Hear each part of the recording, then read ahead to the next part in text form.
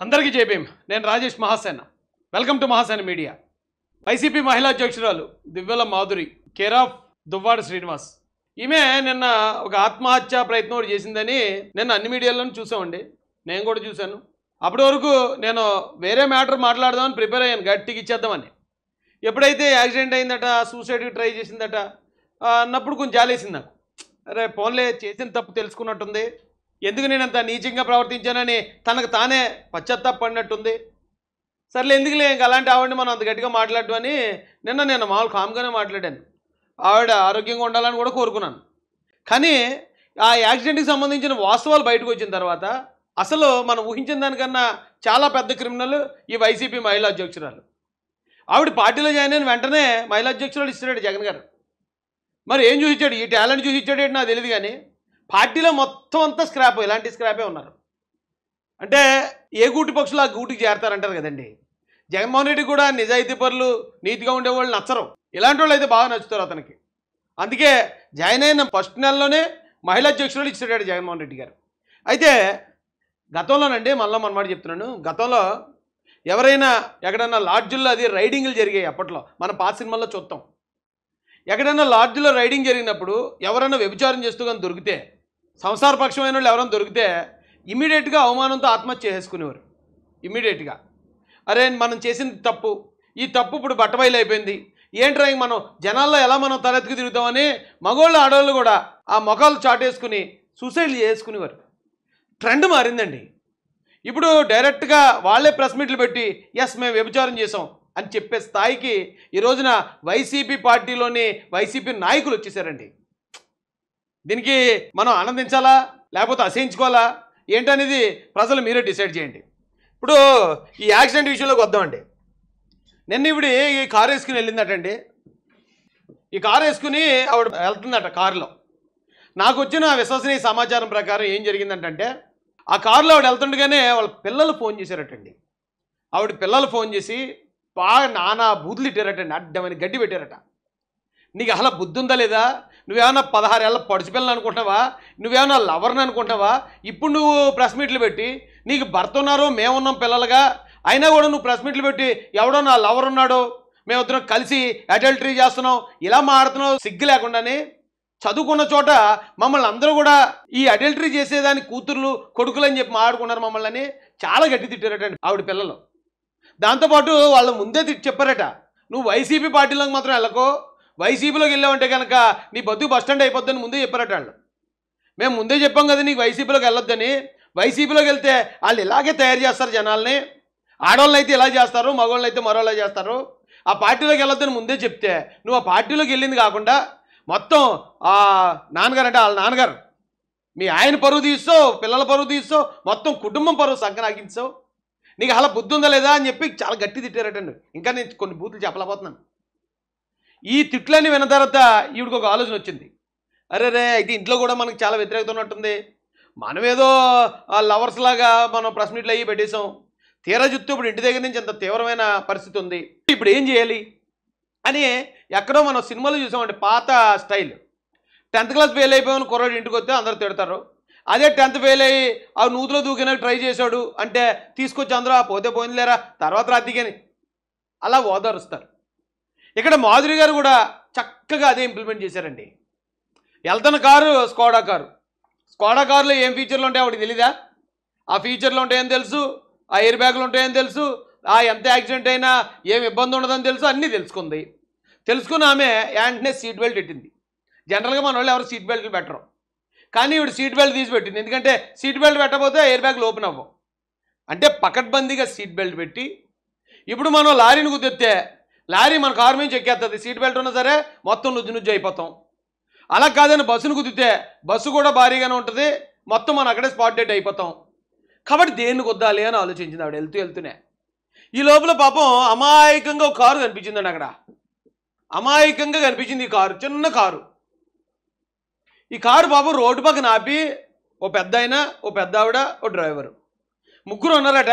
Road పక్కన ఆపి map చూసుకుంటున్నారట. వెంటనే ఇవిడికి వస్తుంది ఐడియా, ఈ కారును కుదిరితే అయిపోద్ది, ఇది చిన్న కారే, పోతే వాళ్ళు పోతారు అందులో వాళ్ళు, యాక్సిడెంట్ అయింది అనేది క్రియేట్ చేయొచ్చు, నాకు యాక్సిడెంట్ అయ్యింది అంటే నా మీద సానుభూతి వచ్చేది, ఆ కారులో ఉన్న వాళ్ళు చచ్చినా పర్లేదు అని ఒక క్రూరమైన ఆలోచనతో డైరెక్ట్గా వెళ్ళి కారుని గుద్దేసిందండి. ఈ చిన్న కారుని నుజ్జు అయిపోయింది కారు. ఆ కారులో ముగ్గురు ఉన్నారు. అందులో వాళ్ళకి నిజంగా ఏ ప్రాణాపాయం లేదు కాబట్టి సరిపోయింది. కానీ ఒకవేళ అందులో చచ్చిపోతే ఏంటంటే పరిస్థితి?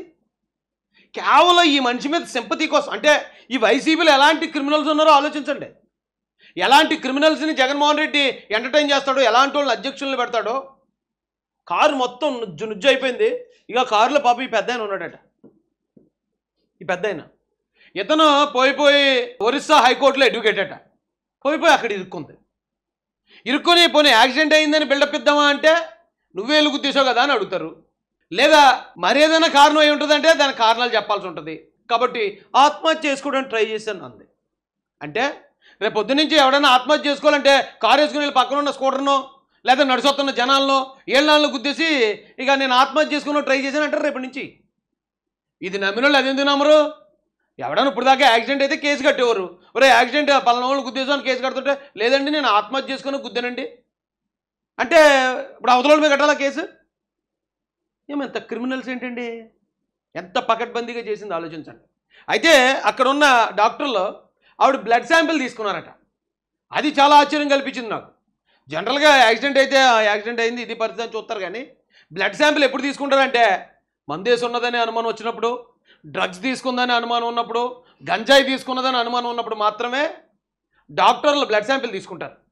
ఇక్కడ ఈవిడ బ్లడ్ శాంపిల్ వైసీపీ మహిళా అధ్యక్షుడు అలా బ్లడ్ శాంపిల్ తీసుకున్నారట. అంటే వీళ్ళ మీద సానుభూతి రావడం కోసం ఎవరినైనా లేపేస్తారంటానికి అప్పట్లో వివేకానంద రెడ్డి గారు వచ్చి ఒకటే నిదర్శనం. ఇప్పుడు ఈవిడ చేసిన ఈ పని. ఎంత జరుగుతున్న జగన్ రెడ్డి ఎక్కడన్నా కనీసం నోరిపడండి? ఏం మనిషి అండి బాబు అతను? నాకు అర్థం కాదు. ఆవిడ మీద అయితే కేసు కట్టారట. మరి ఏ కేసు కట్టారో తెలియదు. కానీ ఆవిడ మీద హత్యా ప్రయత్నం కేసు కట్టాలండి. ఎందుకంటే తను సేవ్ అవటం కోసం, తన మీద సానుభూతి రావడం కోసం ముగ్గురు ప్రాణాలను ప్రమాదంలో నెట్టేసింది. గుద్దితే కారు బోల్తా కొట్టేసింది. ఆ కారు ఆ నీలం కారు. ఈవిడైతే సుఖంగా మొత్తం ఎయిర్ బ్యాగ్లన్నీ ఓపెన్ అయిపోయి చక్కగా ఉంది. కానీ వాళ్ళ పరిస్థితి అలా లేదు. సాయంత్రానికి ఈవిడ డిశ్చార్జ్ అయిపోయింది. సాయంత్రానికి వెళ్ళిపోయిందండి. అప్పుడు దాకా బ్లడ్ క్లాట్ ఉందట, లోపల ఏదో వెన్నెముక ఇరిగిపోయిందట, అదట ఇదట అన్నారు. నేను నిజం అనుకున్నాను. కానీ సాయంత్రానికి చిలకలా నడుచుకుంటూ పోయింది. ఇంత దారుణంగా ఉందండి పరిస్థితి. చేసింది తప్పు. భర్త పిల్లలు ఉండగా అక్రమ సంబంధం పెట్టుకోవడం తప్పు. ఆ అక్రమ సంబంధాన్ని మళ్ళీ పబ్లిక్గా వచ్చి ఎస్ నేను వ్యభిచారం చేస్తున్నానని చెప్పడం మరో తప్పు. ఆ చేస్తుందన్నందుకు జనాలందరూ మరి ఊరుకుంటారా? ఇదే ఊరాడువా? ఇది మామూలు కాదండి.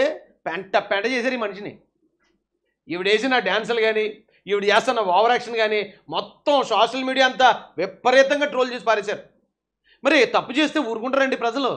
ఇది అడవి కాదు, సమాజం. సమాజంలో తప్పు చేసిన వాళ్ళు తప్పు చేసామని అంటారు. అంటే దానికోసం సింపతి కోసం మళ్ళీ ఇంకొకరు చంపేయడానికి ప్లాన్ చేయాలా? బాబు చాలా ఘోరంగా ఉందండి బాబు. పాపం టీవీ నైన్ ఎన్టీవీ చాలా కష్టపడుతున్నాయండి. అది డ్రామా కాదట, డిప్రెషన్ అట. ఆవిడ కారు వేసిన వెళ్తున్నా వాళ్ళ టీవీ నైన్ ఉండాల్సింది తెలుసును. అది డ్రామా డిప్రెషను. గుద్దితే ఒక్క గుద్దితే అప్పుడు మీకు తెలిసిన రాదు డ్రామా డిప్రెషను. ఎంత సిగ్గు లేకుండా ఎలా సరే వెనకేసుకొస్తారు? ఇన్ని పాయింట్లు దొరికేసినా సరే పాపం ఆ దువ్వాడు సీన్ గాడు ఆడికి బ్యాట్ నేమ్ నడుతుంది. ఆడు ఎవడికో ఆ పెట్రోల్ బంక్ వాడికి ఎవడికో ఫోన్ చేసి బెదిరిస్తున్నాడట. మా మాధురి పెట్రోల్ బంక్ నువ్వు పెట్రోల్ కొడతలేదట, నా కొడక నీ సంగతి తెలుతుందని బెదిరిస్తున్నాడట.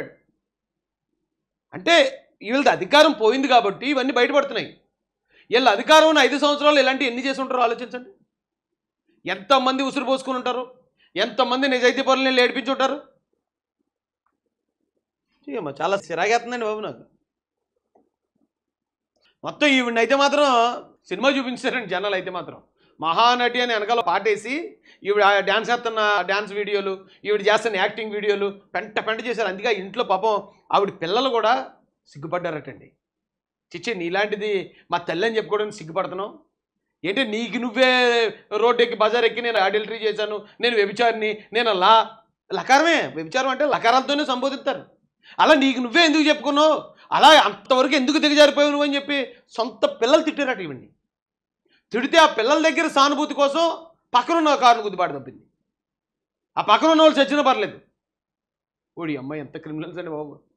ఈవిడ మీద ఖచ్చితంగా హత్య ప్రయత్నం కేసు కూడా పెట్టాలండి. మరి అక్కడ లోకల్లో ఉన్న పోలీసు వారు ఖచ్చితంగా ఆవిడ మీద హత్య ప్రయత్నం కేసు పెట్టాలి. ఆత్మహత్య చేసుకుంది, అదొక కేసు పెట్టాలి. అడల్టరీ చేస్తున్నాను, వ్యభిచారం చేస్తున్నాను పబ్లిక్గా చెప్పింది, అదొక కేసు పెట్టాలి. మరి ఆ కేసులన్నీ ఈవిడ మీద పెట్టి లోపల పెడతారా, లేకపోతే బాగుందలే సీరియల్ లాగా ప్రతిరోజు ఏం జరిగింది ఏటో మొత్తం మనం వినడానికి టైంపాస్ అవుతుంది, ఇంకా కొన్ని రోజులు ఈ సీరియల్ని అలా లాగుదాం అనుకుంటారా? మరి మీ ఇష్టం. ఇమీడియట్గా మాత్రం ఈ కళాకారిణిని అరెస్ట్ చేయాలండి, వైసీపీ మహిళా అధ్యక్షురాలని. ఐపాక్ టీవీని ఈవిడే మెయింటైన్ చేసిందట. అవును, కరెక్ట్. నేను వీడియోలో చెప్తుందండి, నేను 30 మంది కాల్ సెంటర్ గర్ల్స్ పెట్టిందట. వాళ్ళు ఫోన్ చేసి జగనన్ను కొట్టేయండి, జగనన్ను కొట్టేయండి అని ఎవరట. ఐపాక్ టీంని మెయింటైన్ చేసిందట. ఐపాక్ టీం అంటే ఇంకా ఇవే కదా పనులు వాళ్ళవి. ఇలాంటి వాళ్ళు మొత్తం జగన్మోహన్ రెడ్డి దగ్గర. జగన్మోహన్ రెడ్డి ఊరికే ఓడిపోలేదండి, ఊరికే ఆ 11 సీట్లకు ఊరికే పడిపోలే. వాళ్ళు చేసిన పాపాలే వాళ్ళని అలా వెంటాడేసాయి. ఇలాంటి దౌర్భాగ్యులందరినీ పెట్టుకున్నాడు. అతను దౌర్భాగ్యుడు అయిపోయాడు. అతనే దౌర్భాగ్యుడు అయిపోయి వాళ్ళ 11 సీట్లకి పరిమితం అయిపోయాడు. ఐపాక్ టీంని ఈవిడ మెయింటైన్ చేసిందట. జాయిన్ అయిన వెంటనే మహిళా అధ్యక్షురాలు. అరే రే రే, మరి ఏం చూసి ఇచ్చాడో జగన్ రెడ్డి అయ్యా. అయినా వీళ్ళ బుద్ధి ఏమైనా మారిందంటే అబ్బే, ఖచ్చితంగా ఆవిడ మీద, ఆ మాధురి అనే ఆవిడ మీద మాత్రం అటెంప్ట్ మర్డర్ కేసు కట్టాలని. అంటే ఇంటెన్షనల్గా ఆ కారులో మనుషులు ఉన్నారు, గుద్దితే వాళ్ళ ప్రాణానికి ప్రమాదం వస్తుంది అని తెలిసి సీట్ బెల్ట్ తీసి పెట్టి, మళ్ళీ సీట్ బెల్ట్ పెట్టకపోతే ఓపెన్ అవ్వవు కదా అని ఇంటెన్షనల్గా వెళ్ళి గుద్దేసింది. అంటే తిన బాగుండటం కోసం 3 ప్రాణాలు బలి పెడదామని ట్రై చేసింది. అలాంటి క్రిమినల్ మీద హత్యా ప్రయత్నం కేసు పెట్టి రిమాండ్, బెయిల్ రాకుండా 3 నెలలు చెప్పకూడదు తినిపించాలండి అలాంటి దాంతో.